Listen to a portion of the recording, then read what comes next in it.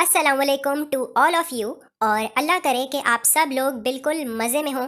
लेकिन मैं तो आज बहुत रंजीदा हूँ और मेरी रंजीदगी की वजह यह है कि हमारे घर 3 दिन से शादी पर जो मेहमान आए हुए थे, कनाडा से, कराची से, हैदराबाद से, आज वो सारे मेहमान कराची एक्सप्रेस पर बैठकर वापस कराची जा रहे हैं और इस वजह से मैं बहुत रंजीदा हूँ। देखो मैं रो नहीं रहा हूँ। और बाबा ने तो दोपहर खाने के बाद ही शोर मचा दिया कि अपना सारा सामान पैक कर लो, कोई चीज़ ना रह जाए और बच्चों की चीज़ें ख़ास तौर पर पूरी कर लो।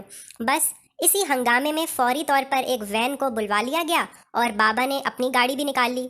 हम सारे बच्चे बच्चे वैन में सवार हो गए और बाबा, मुमानी, मामू, अम्मी और मुमानी की एक बहन, ये सारे लोग गाड़ी में हमारे पीछे पीछे आ रहे थे। सो आखिरकार हम लोग जब रेलवे स्टेशन पर पहुंचे तो वहां पर सिक्योरिटी गार्ड ने कहा कि आप सब लोगों के मास्क किधर हैं। अपने मास्क पहने फ़ौरन अपनी जेबों से निकालकर हम लोगों ने फ़ौरन अपने मास्क पहन लिए और मैं मुश्किल के साथ एक हाथ में बैग उठाए चल रहा हूँ और दूसरे हाथ से वीडियोस बना रहा हूँ। मेरे लिए तो दोहरा अजाब था। अजाब नहीं था, मतलब मज़ा आ रहा था, लेकिन मुश्किल हो रही थी थोड़ी। ये देखें सीढ़ियों से कैसे मैं फलांगता हुआ ऊपर जा रहा हूँ। किसी किसी जगह पर मैं अपने दोनों बैग नीचे रख देता था ताकि कुछ अच्छे शॉट्स ले सकूँ, वरना कहीं ऐसा ना हो कि दोनों बैग्स के वजन की वजह से मेरे सारे शॉट्स उल्टे सीधे बन जाएं। We don't care. Let me tell you We don't care. तो ये देखें एक और सीढ़ियाँ हमें नीचे की तरफ जाना है। अरे इतनी सीढ़ियाँ चलनी पड़ी हमें क्योंकि हमारी जो ट्रेन थी वो आ रही थी प्लेटफॉर्म नंबर 4 पे, जिसकी वजह से हमें बहुत सारी सीढ़ियों को चढ़ना पड़ा और फिर उतनी ही सीढ़ियाँ हमें उतरना भी पड़ा। सो अब देख सकते हैं आप लोग कि हम लोग फाइनली अपने प्लेटफॉर्म नंबर 4 पर पहुंच चुके हैं और बाबा ने प्लेटफॉर्म पर पहुंचकर दोबारा से कमेंट्री शुरू कर दी। सामान वामान पूरा कर लो, बच्चों को हिफाजत के साथ अपने पास रख लो। हमने कहा बाबा हम लोग यहीं हैं, सामान कहीं नहीं जा रहा और बच्चे भी हमारी गोदों में हैं, हमारी गोदों से छीन कर थोड़ी ले जाएगा कोई उनको।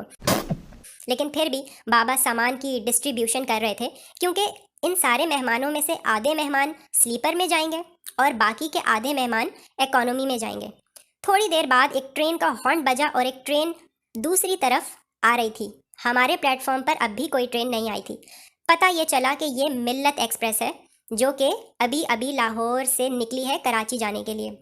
सो हम लोगों ने कहा कि ये तो हमारी ट्रेन का टाइम था, ये मिल्लत कहाँ से नाजिल हो गई इस वक्त।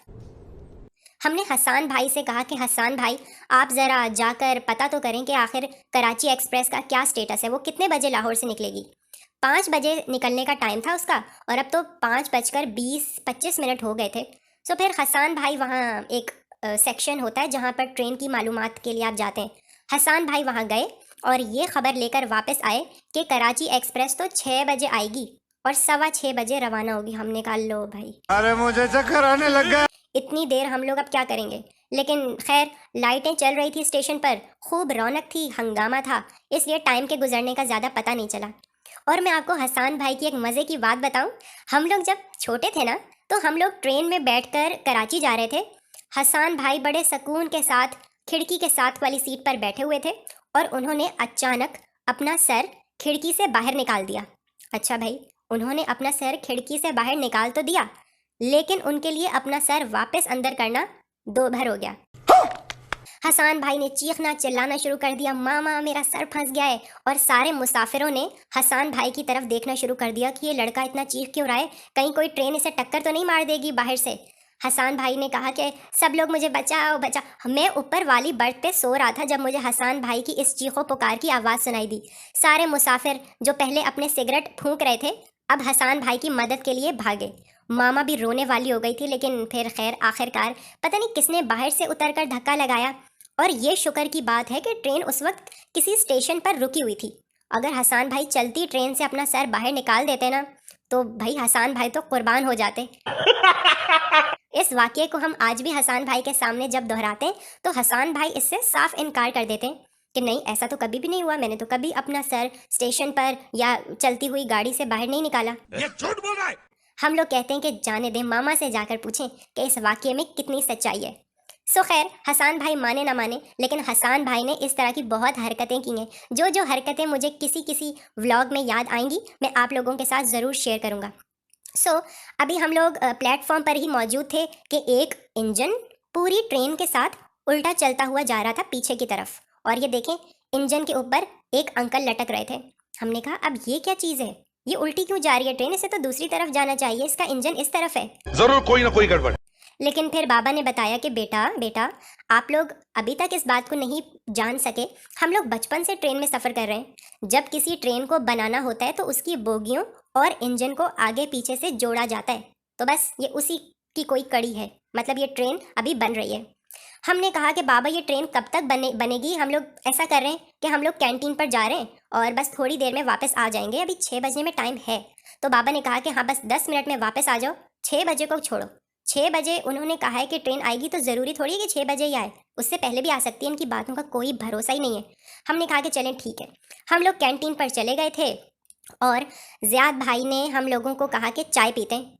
हमने कहा ज़ियाद भाई चाय तो हम लोग इतने शौक से नहीं पीते। फिर मैंने और हसन भाई ने चाय की बजाय जूस ले लिया था और बाकी सारे हमारे कज़न्स थे वो चाय पी रहे थे। आप देखें कि अब मगरिब होने वाली है, अंधेरा हो चुका था पूरे रेलवे स्टेशन पर और हम लोग इधर खड़े पार्टी कर रहे थे। पार्टी हो रही है। हारिस भाई घर पे थे और उन्होंने मुझे मैसेज करके कहा कि मुलैली ट्रेन आ गई है, नहीं आई अभी तक। मैंने कहा हारिस भाई अभी तक ट्रेन नहीं आई, आप घर की चाबी नेबर्स में हमने दे दी है, पड़ोसियों से पता कर लें और दरवाज़ा खोल के घर चले जाइएगा, हम तो लेट हो जाएंगे आज। सो ये देखें, ये चाय के कप यहाँ पर पड़े हुए हैं जो मेरे सारे कज़न्स ने पी थी। एक चाय का कप बाकी था, वो भी यहाँ पड़ा रह गया था। मैंने कहा अंकल ये कप उठा लें आप अपना, वरना बाद में आप कहेंगे कि हम आपका कप अपने साथ ही ले गए। सो बस पेट पूजा भी कर ली। उसके बाद रात का चूँकि टाइम हो चुका था तो मच्छरों ने हमें थोड़ा सा परेशान करना शुरू कर दिया। बाबा ने कहा कि फ़ौरन मॉस्पिल निकालो मुलैली, बैग में रखा है मैंने साइड वाले जिप में इनके। तो हम लोगों ने फ़ौरन मॉस्पिल निकाल कर अपनी मालिशें करना शुरू कर दी थी, क्योंकि आजकल जिस हिसाब से डेंगू वायरस फैल रहा है ना, कोरोना को भी शिकस्त दे चुका है डेंगू वायरस। हर दूसरे बंदे को मैं सुन रहा हूँ कि डेंगू हो गया है। हमारे अपने ख़ानदान में 2 लोगों को डेंगू हो गया था पिछले हफ्ते और वो 2 से 3 दिन तक हॉस्पिटल में पड़े रहे थे क्रिटिकल हालत में। अब तो शुक्र है कि उनकी हालत बहुत बेहतर है। सो बस अभी यहाँ पर मॉस्पिल की पार्टी हो रही है, ये कहना चाहिए मुझे शायद, पागल है। क्योंकि हर बंदा मॉस्पिल इधर से उधर कर रहा था कि आप भी मॉस्पिल लगा लें। और इस सारे बीच हसन भाई इज़हा को जूस पिलाने की कोशिश कर रहे थे और इज़हा ने 1-2 सिप्स तो लिए, लेकिन उसके बाद इज़हा ने कोई और सिप नहीं लिया। सो आखिरकार अल्लाह अल्लाह करके हमारी ट्रेन आ चुकी है, मतलब हमारी नहीं, हमारे मेहमानों की ट्रेन आ चुकी है और हम लोग अब इनको बुझे दिल के साथ खुदा हाफिज़ करेंगे। पता नहीं अब ये लोग दोबारा कब लाहौर आएंगे और कनाडा वाले तो पता नहीं कब ही आएंगे।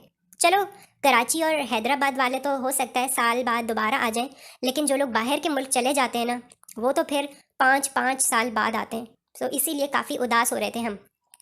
और इस मौके पर सारे कज़न्स ने बोगियों की काउंटिंग शुरू कर दी कि हमारी बोगी का कौन सा नंबर है। ये बोगी नंबर थी 15 और हमारी बोगी नंबर 14 थी या 13 थी, मुझे तो अब याद ही नहीं आ रहा।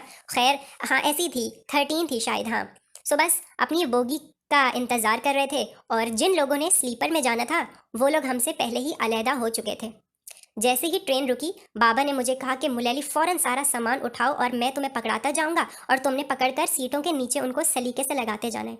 सो बस आहिस्ता आहिस्ता हमने इन लोगों का सारा सामान लगाकर इनको खुदा हाफिज़ कर दिया और फिर बाबा ने मुझे कहा कि अब स्लीपर वाले लोगों को भी खुदा हाफिज़ कर दें। तो फिर हम लोग फ़ौरन भागे भागे स्लीपर वाले एरिया की तरफ जा रहे थे और उन लोगों को भी हमने खुदा हाफिज़ कर दिया और थोड़ी देर बाद ही ट्रेन रवाना हो गई थी कराची के लिए। और मैं, बाबा, हसन भाई और मामा, हम सारे फिर अपनी गाड़ी में बैठकर वापस अपने घर चले गए थे। अगर आपको ये वीडियो अच्छी लगी है तो इस वीडियो को लाइक करें और मेरे चैनल को सब्सक्राइब करें प्लीज। सब्सक्राइब करा सारा खबर। मैं आप लोगों से मिलूंगा अब अगली किसी वीडियो में। तब तक के लिए खुदा हाफिज़ और शब बखैर।